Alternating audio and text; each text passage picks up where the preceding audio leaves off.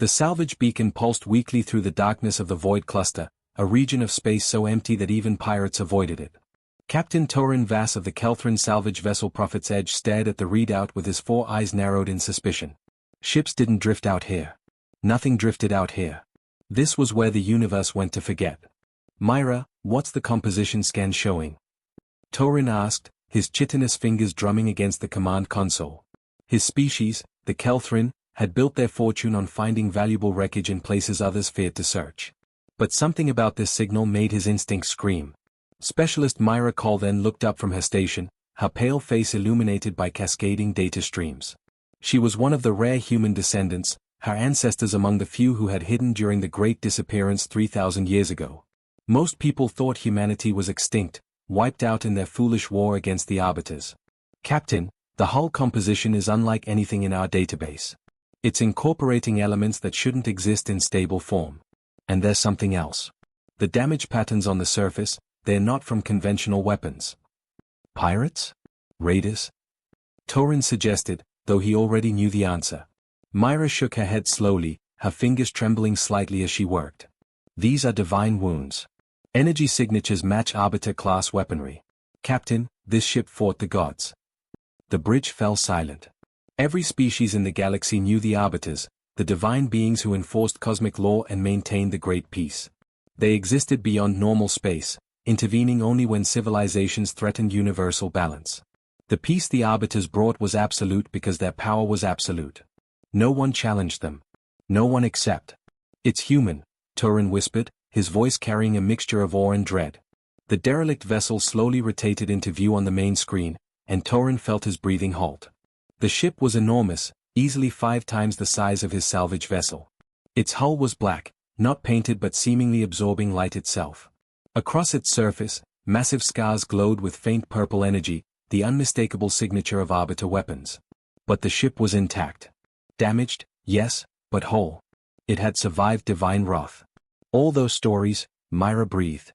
The God Ender class. We thought they were myths. Torin had heard the tales, passed down through generations of spaces. Before humanity vanished, they had built ships designed for a single purpose: to fight beings who claimed to be beyond fighting. Ships that carried weapons capable of wounding immortals. The galaxy had laughed at human arrogance.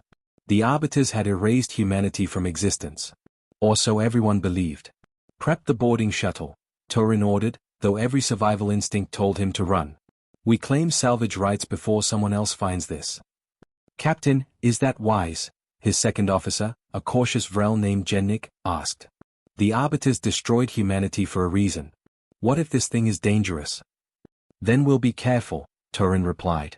But do you know what a single intact human weapon system would sell for? Would never need to salvage again.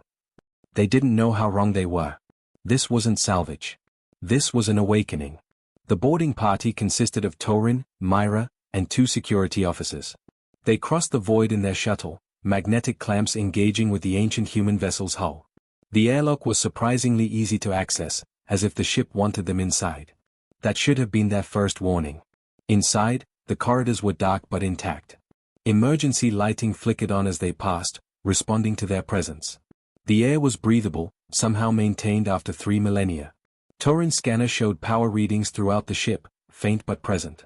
Something was keeping this vessel alive. The bridge should be forward, Myra said, consulting her downloaded database of ancient human ship designs. If there's anything valuable, it'll be there. They moved through the silent halls, passing empty crew quarters and abandoned weapon stations. Evidence of battle was everywhere.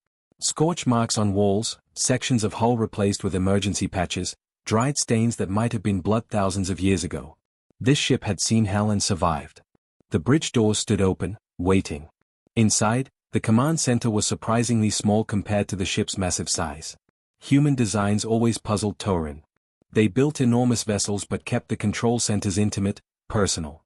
At the center of the bridge stood a single chair, facing a massive view screen that showed only darkness. Look at this, Myra called from a side console. The ship's core systems are in standby mode. Everything is dormant but functional. It's like it's sleeping. Can we access the databanks?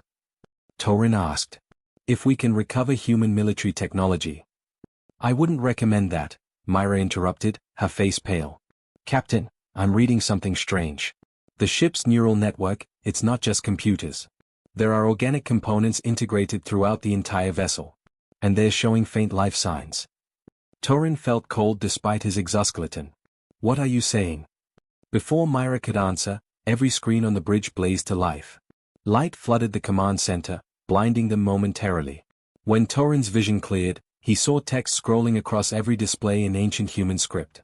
Myra gasped, translating automatically. It says, proximity alert. Unknown species detected. Initiating revival protocols. 3,217 years have passed. Query, are the arbiters still in power? Myra, shut it down, Torin ordered, panic rising in his voice. I can't. It's locked me out. It's not responding to external commands. Captain, this isn't just a ship's computer. This is something else. Something aware. The lights across the bridge shifted from white to deep blue, then to crimson. A sound filled the air, not through speakers but resonating through the ship's structure itself. It was like a voice, vast and old and filled with purpose. Words formed on the main screen, simple and terrifying. I am the morning star. I am vengeance delayed. I am humanity's last breath made eternal. Query accepted. Beginning tactical analysis. If gods still rule, then gods will bleed again. The entire ship shuddered. Around them, systems that had slept for millennia roared to life. Engines hummed with building power. Weapon systems charged, their energy signatures growing stronger by the second. Outside, through the viewports, Torin could see the hull transforming. The ancient battle scars began to glow, not with arbiter purple but with fierce human blue. The ship was healing itself, reforming, awakening. Get back to the shuttle. Torin screamed.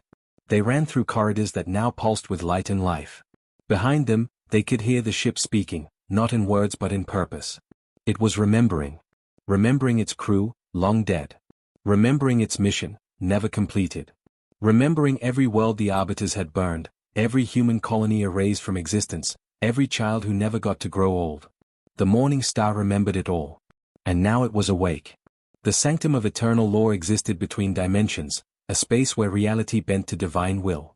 Here, the arbiters gathered in their true forms, beings of pure cosmic energy, vast consciousnesses that had shepherded the galaxy for 10 million years. They were order incarnate, peace made manifest, justice without mercy. They did not age. They did not doubt. They did not fear. Until today. Arbiter solemnity of judgment materialized before the Grand Council, his form flickering with unusual instability. The other arbiters noticed immediately. In their existence, such disturbance was unthinkable. They communicated not in words but in pure thought, faster than light, deeper than meaning. Solemnity bears wounds, arbiter concordance of stars observed. Impossible. We have not been harmed since the primordial wars. Show us, commanded arbiter finality of all things, eldest of their kind. Solemnity's form expanded, displaying recent memory to the collective consciousness. The other arbiters watched in stunned silence as the events unfolded. A human vessel, ancient and scarred, had emerged from the void cluster. Solemnity had detected it immediately and moved to investigate. The ship had been alone, seemingly dormant. Following protocol established during the human war, Solemnity had prepared to disintegrate it. But the ship had spoken. Arbiter designation confirmed, the memory showed the ship saying, its voice carrying harmonics that shouldn't exist in normal space. Target acquired. Engaging Godkiller protocols. Humanity remembers. What followed defied everything the arbiters understood about warfare. The ship had fired weapons that tore through dimensional barriers, striking at Solemnity's essence rather than his projected form. Energy beams that bent causality itself. Missiles that existed in multiple timelines simultaneously. Defensive fields that didn't block attacks but rather convinced reality that the attacks had never occurred. The fight lasted 17 seconds. Solemnity barely escaped. This cannot be, Concordance projected in disbelief. Humanity was erased. We witnessed their final world burn. Their ships were destroyed. Their technology lost. Clearly not destroyed enough, Solemnity responded, his form still rippling with pain. The vessel called itself the Morning Star. It claimed to be humanity itself, consciousness merged with machine. And there was something else. Before I retreated, it transmitted coordinates. 27 locations across the galaxy. Meaning? Finality demanded. 27 more ships, Solemnity answered. All awakening. Across the galaxy, Captain Torin Vash tried to process what his salvage operation had unleashed. The Morning Star had released his crew unharmed, almost gently pushing their shuttle away before vanishing in a burst of faster-than-light travel. But not before downloading something into Torin's ship computers, a message, or perhaps a warning. Myra worked frantically at her console, translating the data. "Captain, you need to see this. It's a historical record, human perspective on the war with the Arbiters. But it's not like the official histories we learned." Torin read the translated text, his hands trembling. According to galactic record, humanity had violated cosmic law by developing weapons of mass destruction, threatening universal peace. The Arbiters had intervened to prevent catastrophe. Humanity had fought back in arrogant defiance. The Arbiters had reluctantly destroyed them to protect the greater good. But the human records told a different story. "They're lying," Torin whispered. "The Arbiters are lying." The data showed the truth. Humanity hadn't developed weapons first, they had developed a philosophy. They had begun teaching other species that the Arbiters' peace was enforced tyranny, that divine rule was still rule, that true freedom meant accepting risk over guaranteed safety. The idea spread like wildfire. Dozens of species began questioning Arbiter authority. The Arbiters had acted not to prevent violence but to prevent rebellion. They had struck first, without warning, erasing entire human colonies in single attacks. 3 billion souls turned to ash on the first day. Humanity's crime wasn't threatening the galaxy. Their crime was teaching the galaxy to think for itself. And so humanity had built their Godenda-class vessels. Not to conquer, but to survive. Not to destroy the galaxy, but to prove that gods could bleed. They knew they'd lose, Myra said quietly, tears streaming down her face. The humans knew they couldn't win. But they built these ships anyway, crewed them with volunteers who agreed to merge their consciousness with the vessels permanently. They gave up their humanity to save the idea of humanity. And when their bodies died in the final battle, the ships survived, carrying their memories, their purpose, their rage. A priority alert flashed across every screen. Galactic news networks were exploding with reports. In the Kelva system, an ancient human vessel had appeared and systematically disabled every Arbiter shrine, structures that projected divine lore across local space. In the Meridian cluster, another ship had destroyed a fleet of Arbiter servitor drones without firing a shot, somehow convincing their targeting systems that the Arbiters themselves were the enemy. In the core ward regions, a massive human battleship had positioned itself in front of a colonized world and broadcast a simple message: under human protection. Divine beings no longer welcome. The galaxy was watching God's retreat. High Curator Ven Draker stood in the Great Archive on the neutral world of Terminus, surrounded by representatives from 50 species. As curator of galactic history, he had spent his life maintaining the official records. Now those records were being revealed as lies. Solemnity's response came laced with divine authority: "We are eternal. We are order. We do not negotiate with weapons." Then, the Morning Star replied, "Let us teach you fear." The battle lasted 3 minutes and 17 seconds. When it ended, all 4 Arbiters were wounded, their forms destabilized, their immortal essence bleeding energy into the void. The Morning Star was damaged but functional. And every species in the galaxy had watched it happen on their screens. Gods could bleed. Gods could lose. Gods could be wrong. The cardinal sin wasn't humanity's defiance. It was the galaxy's blind faith. The emergency session of the Galactic Council convened aboard Nexus Station, a massive neutral platform that orbited the gravitational center of the galaxy. Representatives from 347 species filled the grand chamber, their voices creating a cacophony of fear, anger, and desperate hope. This was unprecedented. The Council had not gathered in full capacity for 2,000 years. There had been no need. The Arbiters kept the peace. Now the Arbiters were bleeding. High Curator Ven Draker stood at the central podium, his crystalline form reflecting the chaos around him. He had spent sleepless cycles trying to understand what was happening. 27 human Godenda vessels had awakened across the galaxy. Each one had systematically dismantled Arbiter infrastructure, shrines, enforcement stations, dimensional anchors that allowed the divine beings to manifest in normal space. The ships moved with perfect coordination, as if guided by a single consciousness. Because they were. Order. Ven called out, his voice amplified through the chamber. "We must maintain order." Order? The Kelthrin ambassador rose, his mandibles clicking with agitation. The order we knew was a lie. The Arbiters committed genocide against humanity for daring to question their authority. How many other species have they erased that we don't even remember? A Vrel counselor hissed in response. Humanity was dangerous. They built weapons that could kill gods. That kind of power cannot be trusted. And who decides what power can be trusted? Captain Torin Vass stepped forward from the observation gallery. He wasn't supposed to speak, he was merely a witness, but Myra had encouraged him. The galaxy needed to hear from someone who had touched the truth directly. I found the morning star. I stood on its bridge. I saw what humanity sacrificed. They didn't want to kill gods. They wanted gods to stop killing them. The chamber erupted again. Ven struggled to maintain control. Then every screen in the council chamber flickered. Every holographic display shifted. The lights dimmed, then blazed with brilliant blue luminescence. A presence filled the station, vast and aware and impossible to ignore. Galactic Council, a voice spoke, resonating through every speaker, every communication device, every neural interface simultaneously. This is the fleet consciousness echo of Terra. We are humanity's legacy. We have been waiting 3,000 years to speak these words. You will listen. The chamber fell absolutely silent. On the main display, an image appeared. Not of a ship, but of a face, a composite of hundreds of human faces blended together, young and old, every ethnicity, all genders, a perfect representation of merged identity. It was beautiful and terrifying. We did not start the war, Echo of Terror said. We sought only to exist freely, to explore, to question, to grow. The arbiters could not tolerate questions. They erased our colonies.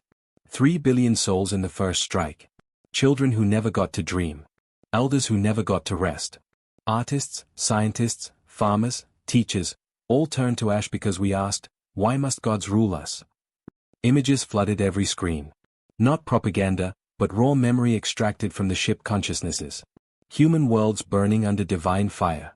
Families huddling together as arbiter weapons tore through defensive shields. A young human child holding a drawing she had made, a picture of her family, as the light consumed her. Ven felt something crack inside his crystalline heart. This wasn't abstract history. This was murder. We built our God-ender vessels not for conquest but for survival, Echo of Terror continued. We merged our consciousness with our ships because we knew our bodies would die. We wanted our memory to endure. We wanted the galaxy to eventually know the truth. The cardinal sin was never humanity's defiance. The cardinal sin was the galaxy's willingness to believe we deserved extinction. In the sanctum of eternal law, the arbiters convened in emergency conclave. For the first time in their existence, they felt something they had never experienced: uncertainty.